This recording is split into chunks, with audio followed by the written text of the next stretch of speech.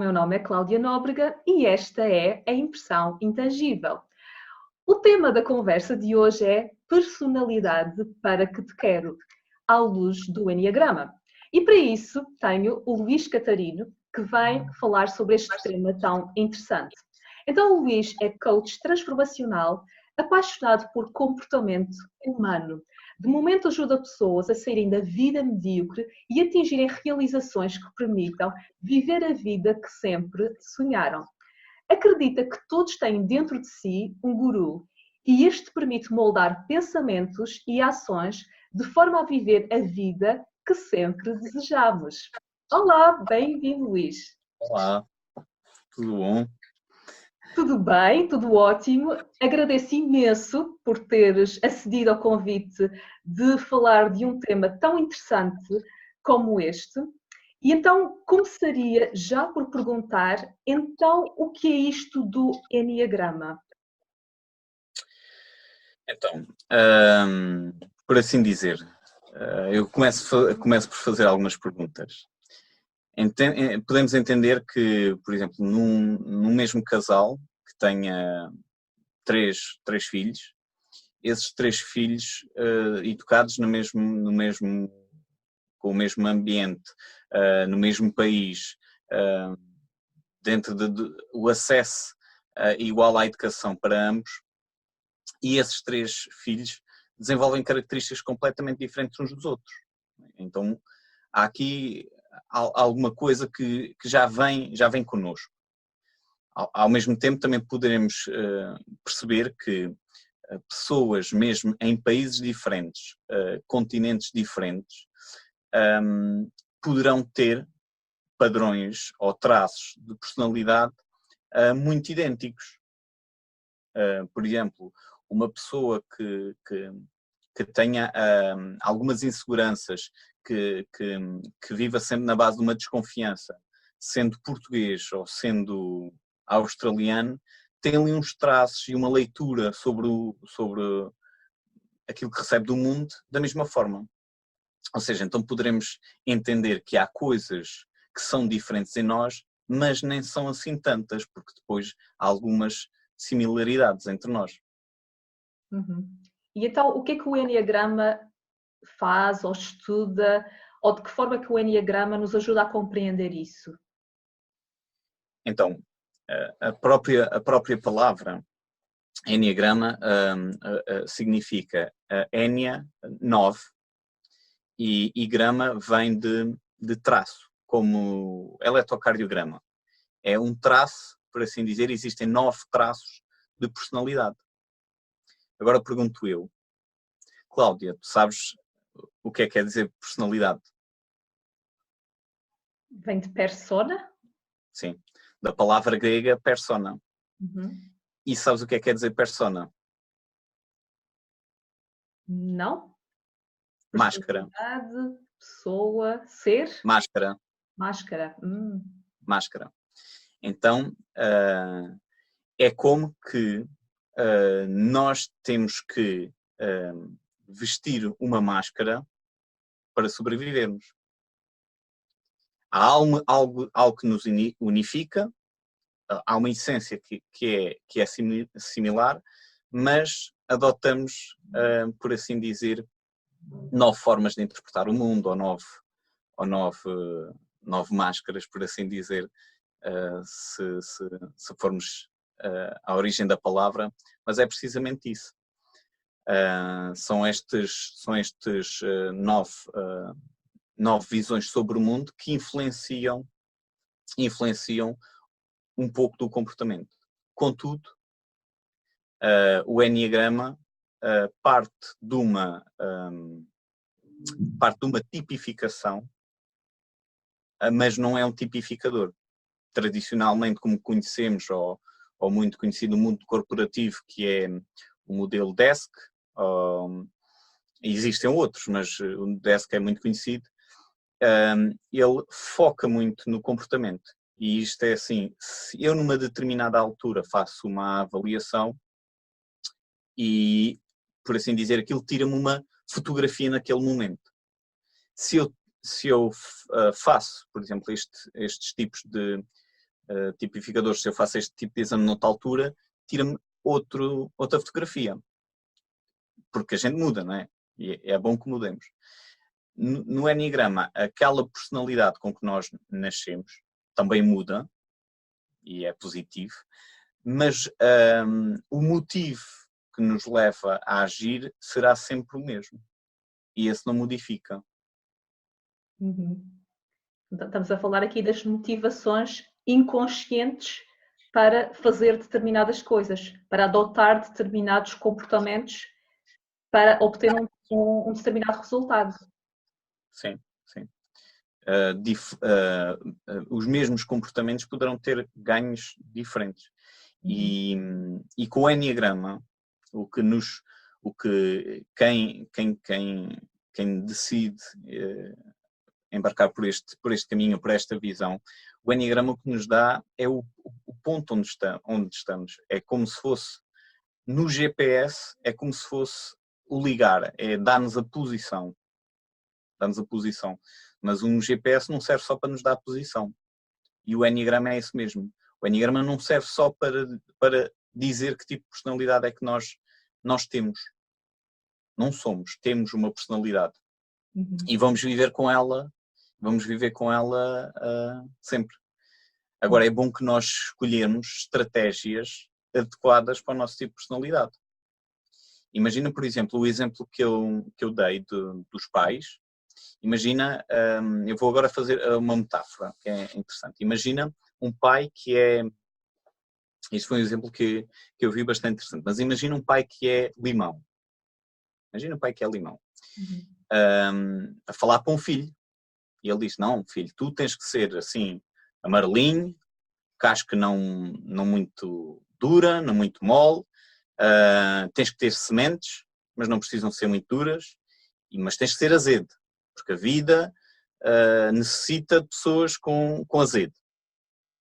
E a mãe, por outro lado, que é, por exemplo, uma cereja, diz que não, filho, tu tens é que ser assim pequenino, docinho, casquinha fininha, mas tens de ter uma semente dura que é para partir os dentes de quem te mordam. E o filho, que é, por exemplo, um pêssego, olha para aquilo tudo e não compreende. Ele diz, está bem, eu percebo isso do caroço duro, mas grande, pequeno não. E o azedo, se eu for azedo não vou gostar de mim. E eu acho que o que é bom é ser doce, como a mãe diz. Então pronto, as personalidades, por assim dizer, faz com que a mesma estratégia funciona para uma pessoa, não funciona para outra. E é muito bom quando nós sabemos onde estamos, ou quais são as estratégias que eu devo adotar para realmente atingir um melhor estado, um melhor nível, onde consiga aproveitar mais o meu potencial e que evite, precisamente, ir para situações de desconforto ou de stress. Isso é realmente um exemplo muitíssimo interessante e que ilustra bem o que é isto da personalidade. E uma das coisas que eu estava aqui a pensar em relação à personalidade propriamente dita, então tu disseste que personalidade vem de persona, que é a máscara. Por que é que nós temos essa necessidade de colocar máscaras? De onde é que isso vem? Quando é que isso começa? Eu acho que a personalidade vem lá muito atrás. A origem, levaríamos aqui muitos dias a discutir e como nada neste campo pode ser provado para já, não se sabe um dia, tudo é válido. Todas as opiniões são válidas, mas eu acredito que a pessoa nasce com a personalidade para sobreviver, para lidar com as primeiras frustrações. Eu acredito que a partir daquele momento a pessoa vai já ter uma interpretação do mundo sob esse filtro que nasceu. Agora, o que é certo é que, embora nós tenhamos, das 9 personalidades, nós tenhamos uma em exagero em nós acabamos por já ter experimentado diferentes estratégias nos outros 8 tipos de personalidade. Agora, em nós está demarcado em exagero um tipo de personalidade.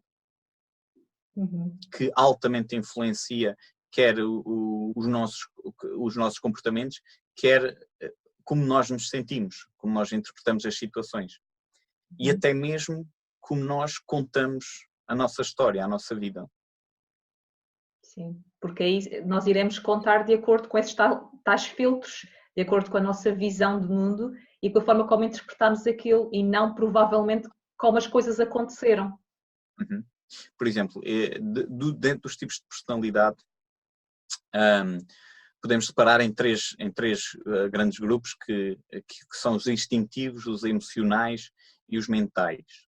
Por exemplo, um tipo de personalidade emocional conta uma história em relação à infância diferente de um tipo mental. Então, até poderemos dizer que aquela que é uma história que nós entendemos como factual é uma realidade subjetiva, porque diferentes personalidades passando por os mesmos factos contariam uma história diferente. Então influencia-nos até nisso. Até nisso influencia-nos constantemente. Interessantíssimo. E tu falaste também do Enneagrama como sendo uma espécie de GPS. E a ideia, uma vez mais, como tu também referiste, não é categorizar as pessoas, não é rotular as pessoas que elas têm um tipo de personalidade, então elas são aquilo. Porque uma coisa é ter o tipo de personalidade, outra coisa é ser. São coisas completamente diferentes. E então, tendo essa ideia de qual é que é o nosso tipo de personalidade, e tendo em conta que o Enneagrama é essa espécie de GPS, como é que nós podemos usar essa consciência de quem somos, o tipo de personalidade que temos para modificar o nosso comportamento ou estarmos mais próximos daquilo que somos em essência? Okay. Eu não vou perder a pergunta, mas vou reforçar o que disseste no início, que precisamente não é um tipificador. Não se pretende aqui que a pessoa saia com um rótulo. Não é nada disso. Aliás, felizmente é cada vez mais dinamizado e eu acho que é muito positivo porque dentro de tudo o que eu já fiz dentro do desenvolvimento pessoal, foi aquela que me deu mais autoconhecimento. De longe de todas as que eu experimentei, eu desenvolvi um autoconhecimento muito grande em relação a mim a partir do Enneagrama. Contudo, há muitos workshops, há muitos treinos vivenciais, felizmente, eu acho que isso é um ponto positivo. Agora, o que é certo é que não é um trabalho sério quando alguém te diz eu conheço-te bem, tu és o tipo tal. Não, é um estudo da própria pessoa, porque não está nos comportamentos. Eu posso observar uma pessoa e tender a achar que é este tipo ou outro tipo, mas é preciso uma busca muito lá atrás, porque são processos muito inconscientes, porque é a motivação, no fundo nós todos respondemos, eu para ser amado, respeitado e aceito tenho que ser, mas isto é uma pergunta muito inconsciente dentro de nós agimos sempre perante isto, mas é muito inconsciente. Há pessoas que, há tipos de personalidade que vão responder que eu para ser amado, respeitado e aceito tenho que ser forte, tenho que mostrar força, tem que ser frontal. Há outros que não, há outros que eu para ser amado, respeitado e aceito tenho que ser harmonioso, não posso entrar em conflito.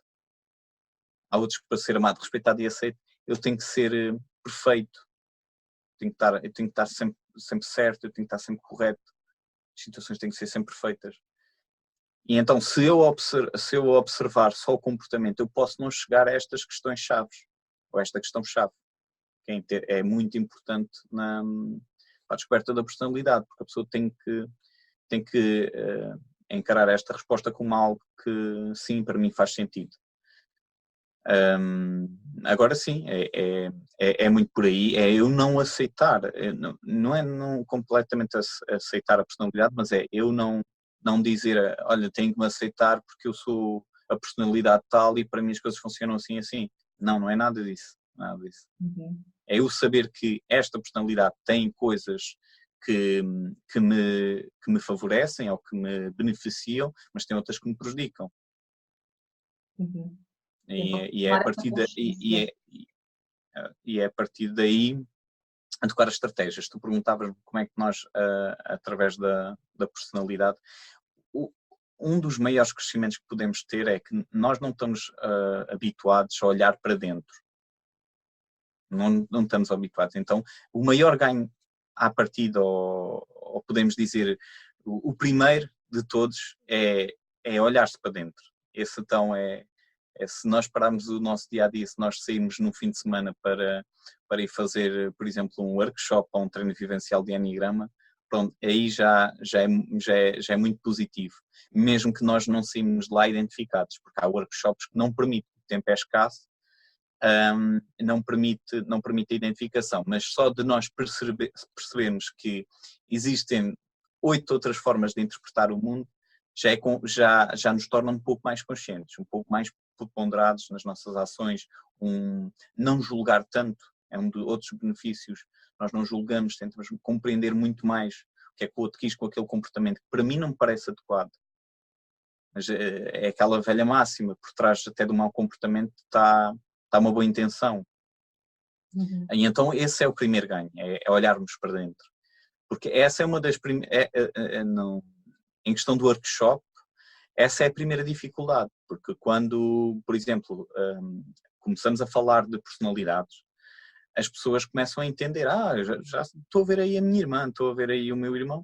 É muito comum, as pessoas que são mais vistas são os ex-maridos ou as ex-esposas, são os que são mais observados, mas o que é engraçado é que nós estamos sempre a apontar para fora, porque é um treino que nós temos de criança. Um treino. Eu estava doente, davam-me comprimidos, eu tinha de me proteger, davam-me injeções, vinha sempre de fora. Estou a dar um pequeno exemplo, mas eu tenho um problema, vou ao psicólogo, está sempre fora a resposta. Então, como esta resposta esteve sempre fora, nós nunca fomos muito treinados a olhar para dentro. Uhum. E este enneagrama claramente coloca o foco muito para dentro de nós, não é? Nós acabamos por perceber um bocadinho as outras personalidades, mas coloca o foco muito para dentro de nós. E nós compreendemos o que é que influencia a nossa tomada de decisão, os nossos dias mais negativos, os nossos dias mais positivos. Eu já sei o que é que me influencia. Então, se eu sei, sou um pouco mais responsável por conduzir essas situações. Não sei se respondi à tua pergunta, o que é que nós podemos ganhar, mas claramente o primeiro é nós olhamos para dentro de uma forma que nunca nos vimos e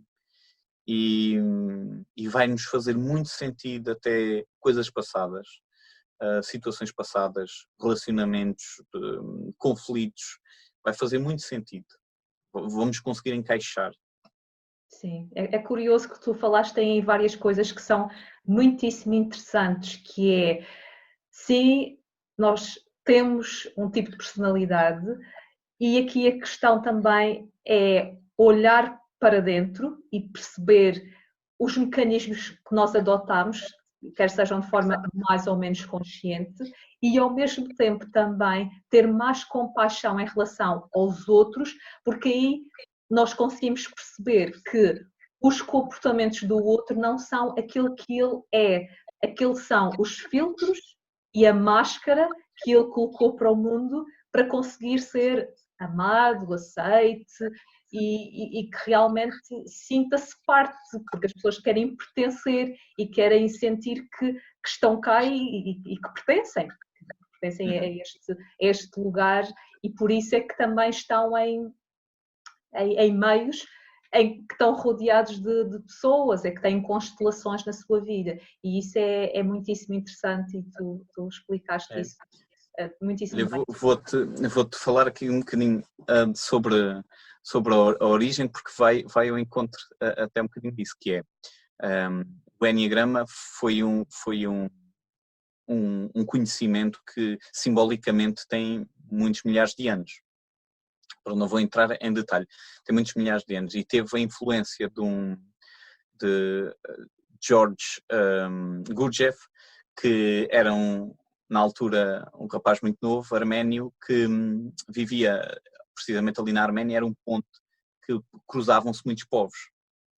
Então ele começou a observar que havia um conhecimento qualquer que vinha de outro lado que era poderoso. E, em conversas ele começou a desenvolver uma curiosidade. E então, a certa altura da sua vida, ele vai em busca desse conhecimento, conseguindo fazer, e não entrando em detalhes, conseguindo fazer determinados cruzamentos de conhecimentos, de grupos, que até à altura eram um pouco secretos, e ele traz para o Ocidente esse conhecimento, sempre através de uma tradição oral, porque imaginemos que há muitos séculos atrás, e mesmo há um século atrás, o nível de consciência era um pouco baixo, ou mais baixo que atualmente. E o que fazia é que este conhecimento era poderoso e tinham medo que em mãos erradas poderia ter resultados errados. Então eles passavam através da tradição oral, ou seja, através apenas da palavra, e tinham passando este conhecimento. Depois, passado muitos anos, já Gurdjieff tinha falecido, houve um boliviano que ouviu falar, que veio atrás da informação e que levou para o Chile, o Ichaço, levou para o Chile e lá numa região, numa pequena cidade, junto de umas montanhas, ele começou a espalhar um pouco esta informação.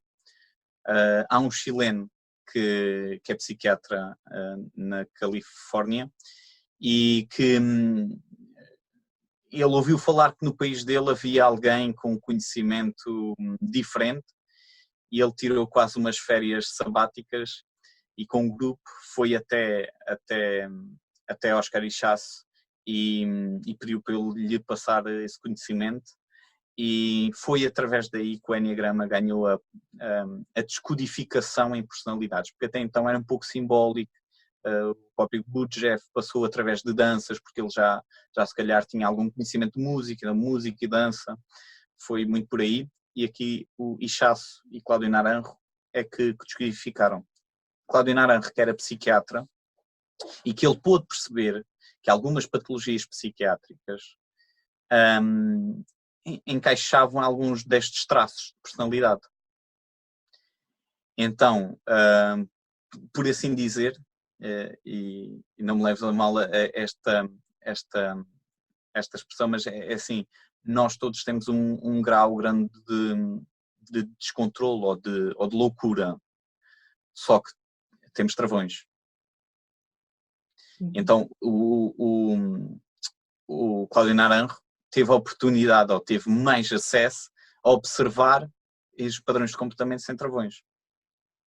Então daí conseguirem descodificar toda esta representação muito simbólica, que até sofreu influências de Pitágoras, em 9 tipos de personalidade. O Enneagrama em si tem um símbolo, tem uma representação, não é, simbólica, ainda hoje tem. Agora, aquilo é inteiramente ativo, não é uma imagem estanque. Nós hoje vemos em 2D, mas aquilo é um movimento constante lá de energias. Pronto, para aqui não é interessante, mas existem lá movimentos, precisamente, que quando nós identificamos qual é o nosso traço, né? Quando nós identificamos qual é que é aquela personalidade que nós temos em exageros, através desta simbologia podemos perceber quais são os comportamentos, ou quais são as atitudes, ou quais são os mecanismos que me levam para pontos de stress, assim como quais são as estratégias que eu posso adotar no meu dia-a-dia, na minha tomada de decisão, que me levam para pontos de conforto. Sim, é muito interessante essa visão, até porque, como tu tinhas dito mais lá atrás, se nós tirarmos uma fotografia nossa em diversos momentos, essas fotos vão ser diferentes, o que significa que nós não estamos sempre no mesmo ponto. E até essa questão do Enneagrama também ter sido ensinado como uma dança é a simbologia deste movimento que há entre os tipos de personalidade e também dentro do mesmo tipo de personalidade em que as pessoas também vão mudando de acordo também com a consciência que vão tomando. E tu próprio também disseste que a personalidade, sim, tem coisas que realmente nos lixam a vida, só que também tem aspectos positivos, não é verdade? Sim, sim. Estão, de certo modo, até relacionados com um pouco dos nossos talentos. Há pessoas que têm um talento natural para organizar, há outras que têm um talento natural mais criativo, há outras que têm um talento para organizar e precaver determinadas situações.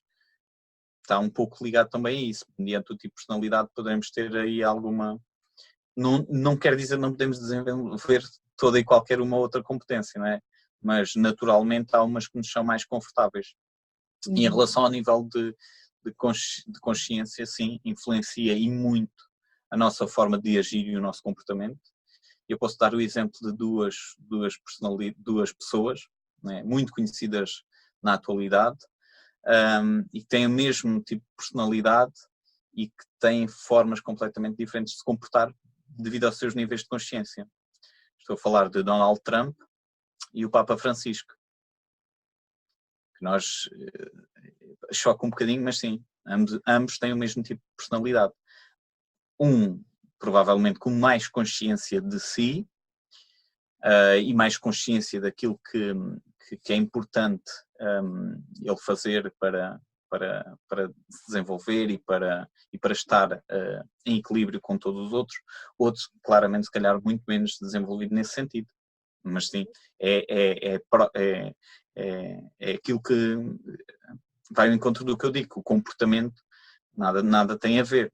Nós podemos ter alguns padrões e há muitos livros que podemos ler e são bons livros, aliás, é um bom começo para desenvolver o conhecimento sobre o Enneagrama, que vão falar em padrões de comportamento, porque é mais fácil para nós encaixarmos.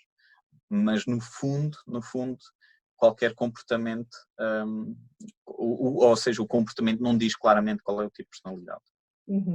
Sim, e também, como tu deste esse exemplo que é bastante claro, que a raiz poderá ser a mesma, ou seja, o tipo de personalidade é o mesmo, só que o nível de consciência depois também vai diferenciar o que as pessoas fazem com isso, e até porque é um processo de integração, pelo menos pela ideia que me dá, é um processo de integração de ambas as partes, tanto dos desafios como das nossas potencialidades, e integrar tudo isto.